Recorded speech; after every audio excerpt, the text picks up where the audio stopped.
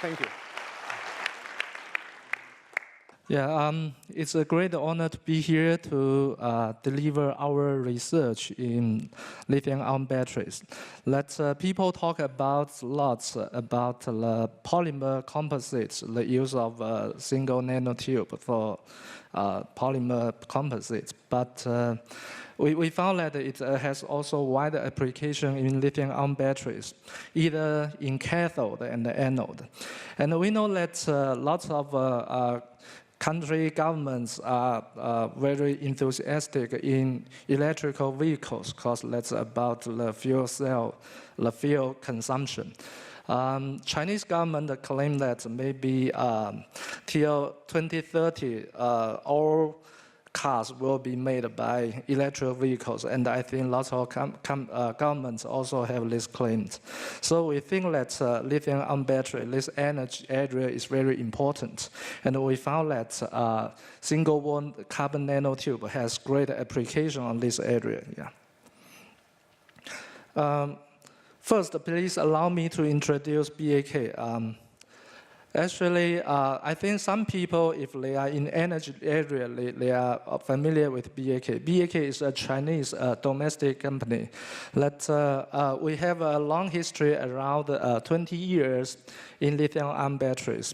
And the first, people prefer LFP, lithium ferrous phosphates, because they think they are safer.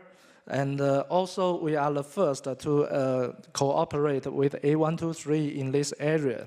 But we found that the energy density is much lower for LFP compared to the NMC, nickel, manganese, cobalt. So we shift to NMC in 2006.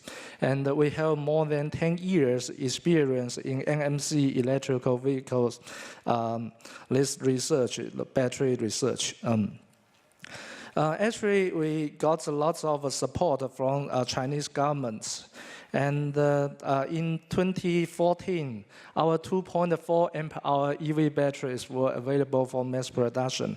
And in 2015, the 2.75 amp-hour EV batteries were available. That's comparable to Panasonic supplied to Tesla. And now Tesla are requiring 21700, that's cylindricals, and we also are trying to fit their requirements. And last year, our revenue reached 3.5 billion RMB, and the cars loaded by BAK batteries exceed 50,000. So we are also trying to be a global company. We have lots of branches all over the world. And how about the BAK's batteries? We are the world's earliest development of 18650 EV batteries. We have 12 years experience in R&D of 18650. And also, we have an international technical team with battery pads successfully applied in BMW Mini in 2009. And also, we are the first mass production of EV cells using NMC as cathode with 3,000 cycles in 2009. And they have excellent high temperature and low temperature performance. In 2011, our 18650 pack was successfully applied in EV. Let's say it has run for accumulated 400,000 kilometers, and nothing happens, no accidents. And still, the capacity remains after, let's say, after 10 years, still 80% capacity remaining. So how about the safety? So far, the battery pack using BAK batteries has no accidents. And we also cooperate with lots of car companies to develop safer and safer batteries. We design the CID vent pressure, the cam pressure, and the bottom vent pressure to make sure even a battery, a single cell explode, the pack is still safe. We have a great productivity construction. We are the world's most advanced imported equipment. And we have automated production to minimize manual participation. And our 220 ppm and high-speed production line is now online for production. And last year, we have 1.5 gigawatt hour. And this year, 8 gigawatt hour. Next year, we will have a 12 gigawatt hour. And in 2020, totally 15 gigawatt hour. Yeah. So, so far we have lots of companies, car companies, but most of them are in China. So we are now trying to seek international car companies like Tesla, Lucid, and we hope that in Europe we will find also partners here for our cooperation. Yeah. Next, our BAK Batteries Roadmap. We have produced lots of different capacity EV batteries based on different cathode and anode chemistry. So first generation is 2.15 ampere hour. We use the NMC 532 and the graphite. And then we have the 2.4 ampere hour. But as the government, also people are not satisfied with the capacity, then we increase to 2.75 ampere hour. That's, as I said before, that's comparable to Panasonic cylindrical batteries so far. And this, we have to use the high nickel content cathode and graphite. Then, if you still want to increase the energy density, you have to increase the silicon content in anode. So we have the 3.0 ampere hour and finally 3.3. So let's base the higher nickel content cathode and silicon anode. Now, if we look at the energy density, the Chinese government required that by 2020, the energy density of a single cell will be around 300 watt-hour per kilogram. So we found that by increasing the cell size to 21700, finally we can achieve this target, 6.0 ampere hour. So by this, we need to conquer lots of problems like the silicon volume expansion, the high nickel content cathode reaction with electrolytes. So lots of work to do. Yeah. And let's the technical roadmap. Let's say how we solve this problem. As we know that for the NMC 532, the energy density of specific energy density is only around 160 milliampere hour per kilogram. And if we shift to NCA, let's say we have more nickel inside, we will have a larger capacity, and then we can achieve at least around 190 milliampere hour per gram. And then for the graphite as anode, we know we have reached the maximum capacity around 360 milliampere hour per gram.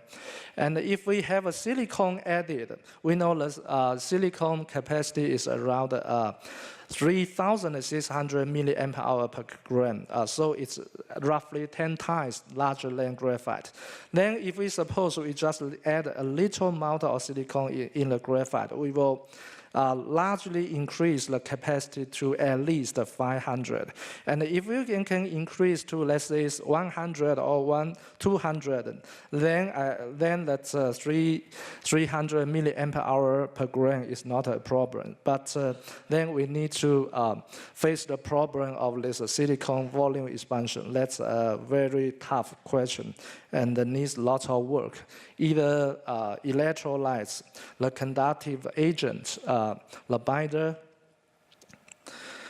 So now we will focus on how the single-wall carbon nanotube can help us. first, as we see here, we will have lots of different conductive agents for the cathode, of course. Basically, it's the super P, the carbon black. And also, Japan, they provide a Cajun black. And also, we have several kinds of single-wall carbon nanotube. And, of course, multi-wall carbon nanotube. And we know that why this different conductive agent can help. Then we have a look at their basically physical property. We notice that single wall nanotube, they have the highest aspect ratio, which means they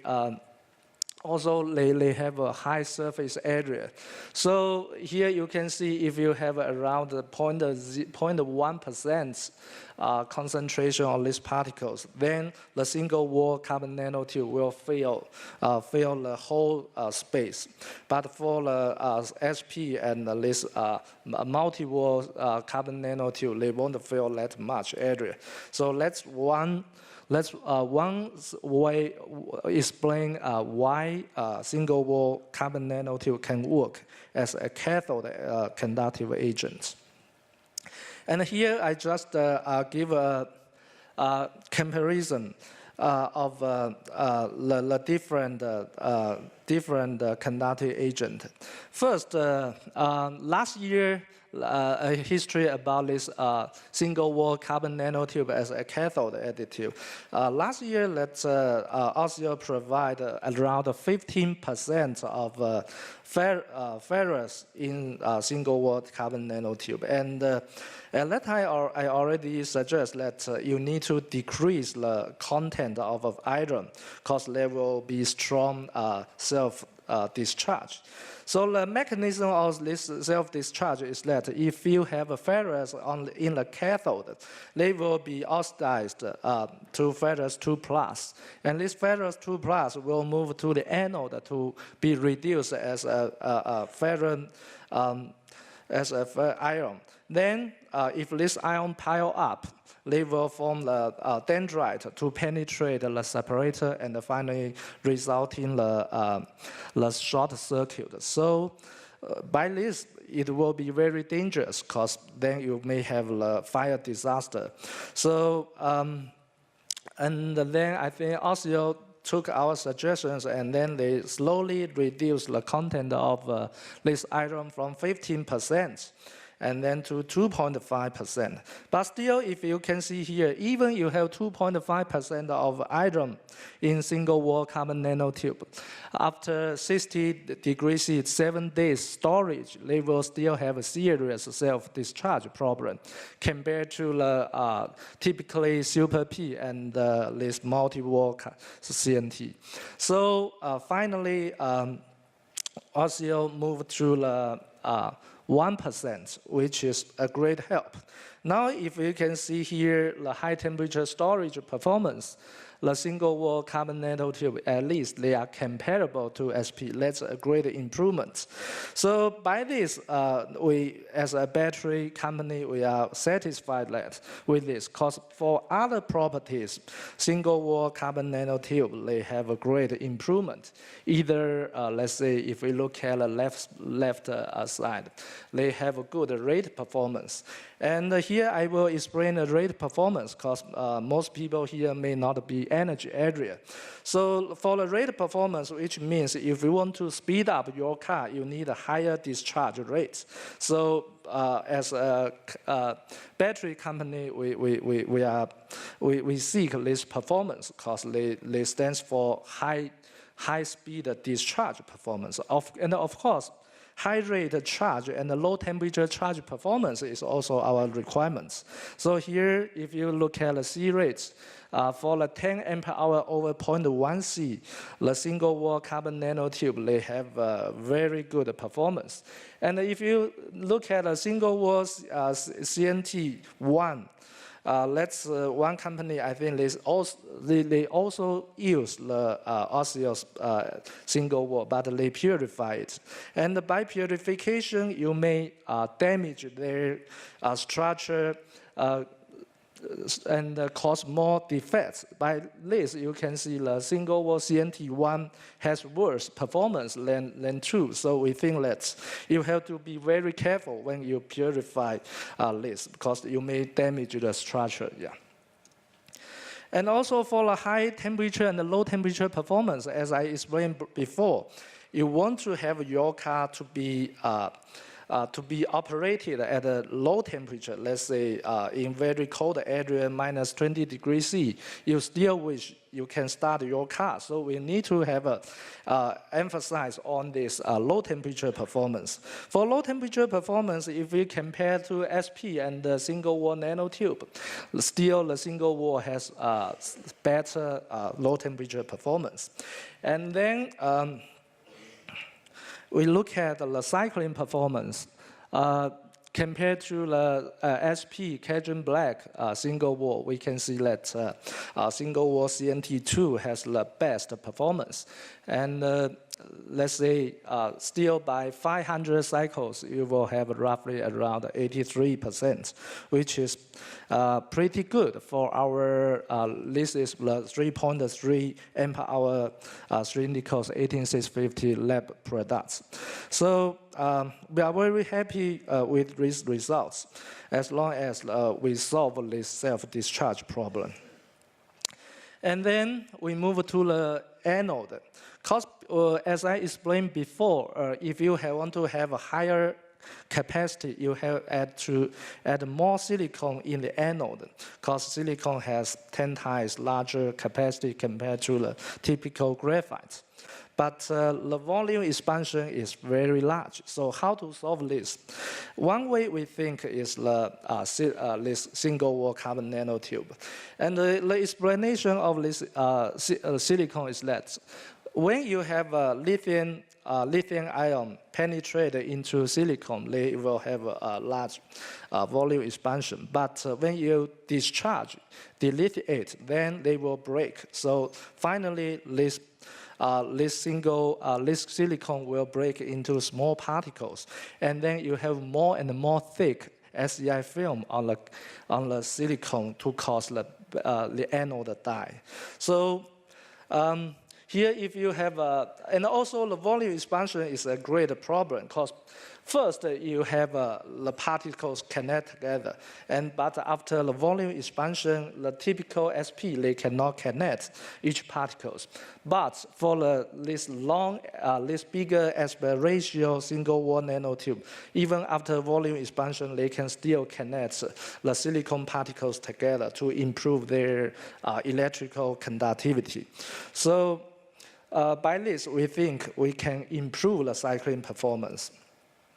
And that's one physical mechanism to explain this. I think this morning people has explained this, the percolation concentration. So here we compare the single wall nanotube, and the other thing is that the graphene graphene. So for graphene, I think which may be a challenge to single wall carbon nanotube, because they also have a higher aspect ratio and lower electrical percolation concentration. So we did several experiments on this. The first one is just the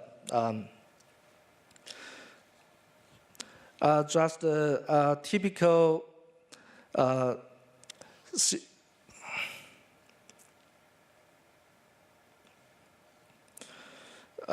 the first one is the typical single wall carbon nanotube, and second is the graphene as a conductive agent, and the third is the mixture of this. And we found that they have a huge capacity loss, which we cannot solve, because you have to store the battery at a high temperature to choose the huge self-discharge battery to pick them out in case of the short circuit. So for this problem, we still need to find ways to solve the capacity loss. And here, the conductive agent cannot help. And here we notice that our battery has already reached the 3.3 amp hour. This, I think, we have got the highest data in the world of the 18650. Then if you look at their C-rate performance, as I said before, the first one is the single wall nanotube, and the second is the graphene. And by this mixture, we found that they have their advantages combined. They have the highest C-rate performance, and also the 20 degrees C, minus 20 degrees C low temperature performance.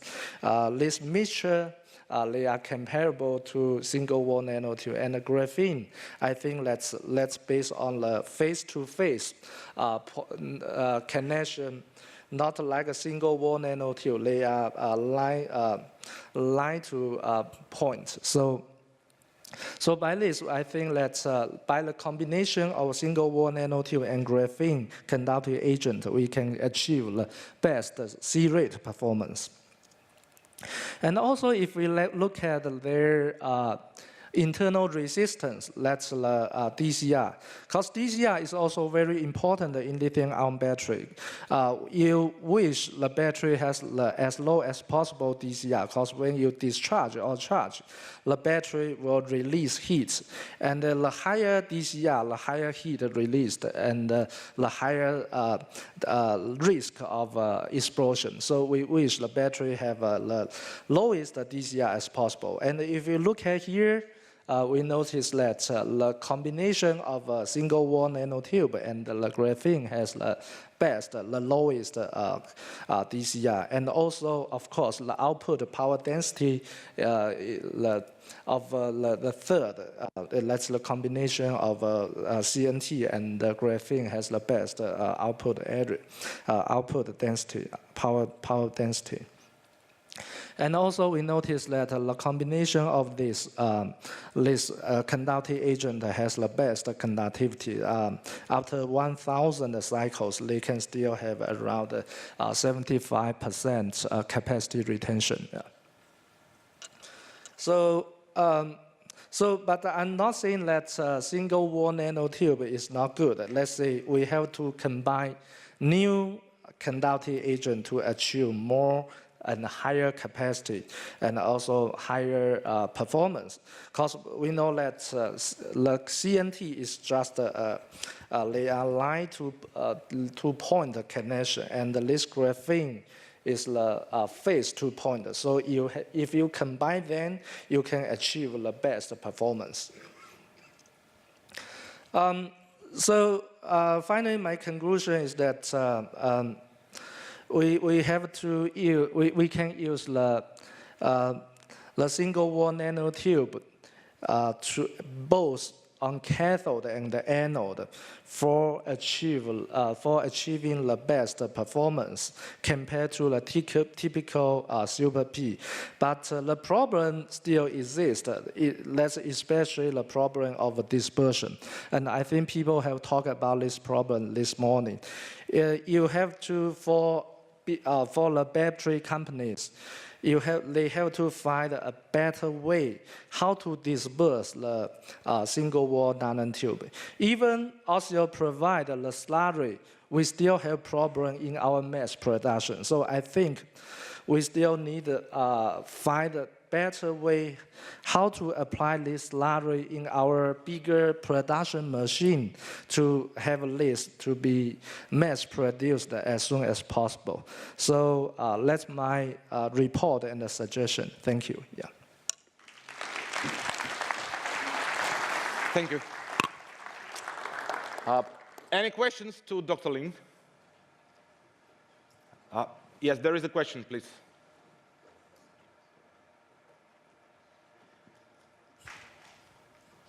Introduce yourself, please. Okay. My name is Sarah Naziri Rezai. I'm from CH Erbsler. My question is, do you have any experience with the thermal behavior of the batteries using carbon nanotubes? Yeah, let's say actually I have the temperature rise. This I don't compare. The thermal, let's say, when you discharge or charge the battery, they will have the temperature rising. So we found that if we use the single-wall carbon nanotube, they will have a lower heat released compared to the typical SP. That's we think due to this DCR. We need to be careful with this DCR. If they have lower DCR, then which means they will have lower temperature rising. I think that's the thermal property you are talking about. Yeah. Thank you. Okay, thanks. Any other questions? Yes, please.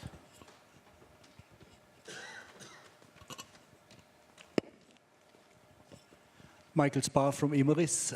You talked about cylindrical batteries as the right form factor for EV cars. Could you comment on the advantages versus prismatic and pouch cells? Oh, yeah. The cylindricals, I think they have the longest history.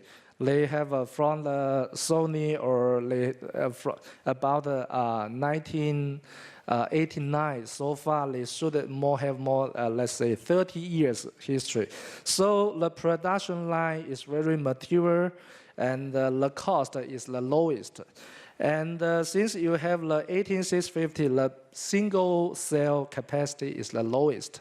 So we know as the capacity increase, the danger of the cell increase because you have more energy stored. If they explode, they will release more heat and more damage. So we think that since the cylindricals has the lowest capacity compared to the bigger pouch or prismatic. So for the single cell, they are the safest. And when you have this pack, let's say for Tesla, you have more than 7,000 single batteries. Even a single cell explode, they won't affect the surrounding batteries.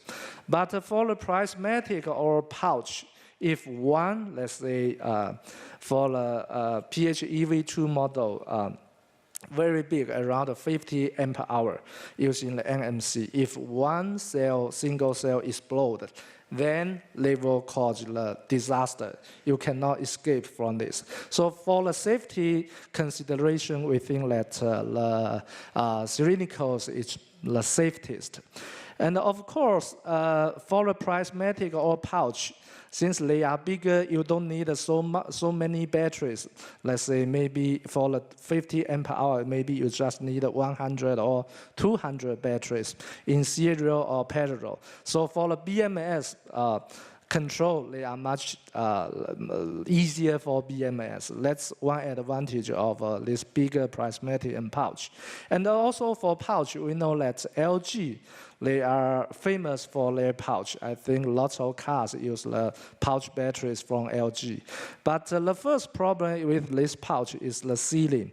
Because you have the polymer sealing, then you cannot escape the leakage of the air into the pouch. So maybe after 5 or 6 years, you have lots of leakage of water and this moisture and the oxygen inside. You will have the volume expansion. So finally, maybe the pouch will break, and this will cause the battery safety problem. So that's for the pouch. But let's say if you can solve this safety problem, finally, as the technology increase, you have a safer cathode, a safer anode, and maybe, let's say, safer electrolytes. Finally, we are talking about the solid electrolytes. Then we think that this pouch batteries is the best, best form for this, because they have, even they explode, they will just break out the pouch and no damage. But for the prismatic, if they explode, they will like this steel will break out, and that's very dangerous. So that's my comments. Yeah, thank you. Yeah. Very detailed one, actually. Any other questions from those 30% who vote for energy applications? Yeah, there is one more.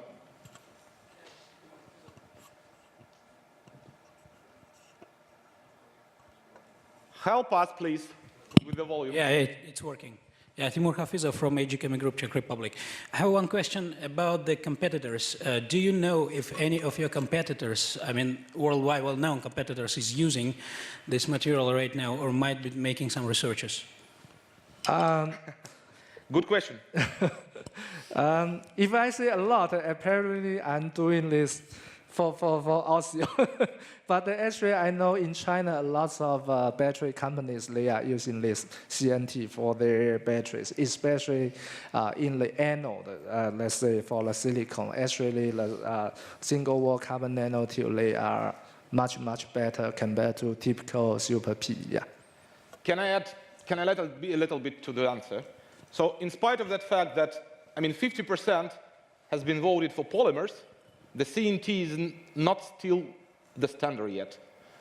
If we are talking about the battery application, especially of China, of course, it's definitely already a standard conductive additive for this kind of application. Am I right? Am I correct? Yeah, I will say yes. Yeah. Only in China? Actually, I think they know how it's in Korea or Japan. They will have more comments on this. Yeah. We have representative here from, in Japan and Korea, we can talk about that.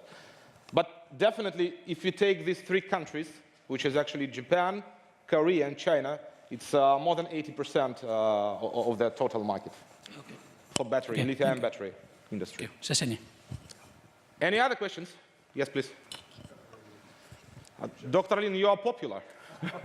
Please go ahead. Make microphone louder, please. Hello.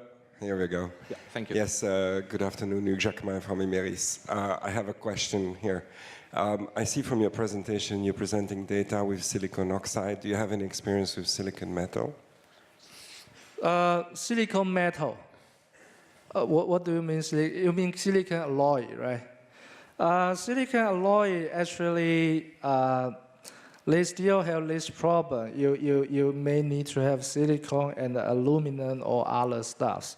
And that still you have a huge volume expansion. So if we have a silicon and a graphite, at least the graphite can act as a matrix to stand this volume expansion. So by this, we think the silicon graphite mixture so far is the safest way compared to other silicon alloy. Yeah, that's my comment. Yeah. Yes, please. Hello, Sergei Smirnov, New Mexico State and Oxial. You made it sound that the combination of reduced graphene oxide and CNT work best because of the improved conductivity. Why not just the graphene oxide helps to wrap around the silicon particles? What you mean, why not? What? Sorry. The wraps around, coats the silicon particles and prevents it from dissolution. You mean the coated silicon? Yes. Coated silicon by what coat? With graphene oxide. Graphene, okay.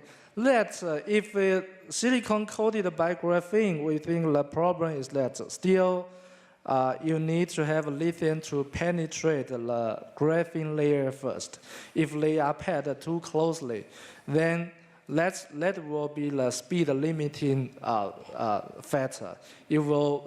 We found it before, if you have a very compact graphene around of silicon, they have a poor performance, especially cycling performance, because the lithium have to go through the graphene first and then go into silicon. So we think that's not the best way to do this. Yeah. But your graphene oxide has, even it's reduced, it has plenty of holes. Judging by the D and G ratio, there are plenty of holes. Yeah, we think that's actually we found here. You need to choose very carefully what graphene to use. So we choose lots of graphenes, and then finally we found this graphene can work. That's we think due to this low percolation threshold. Yeah. Can you tell, is it from angstrom? I have a suggestion. So we are more than 300 people, and tomorrow Oxial Energy has a round table and so you can discuss any scientific questions and R&D questions, whatever. Thank you so much. Appreciate it. Once again, please say thank you to Mr. Lin.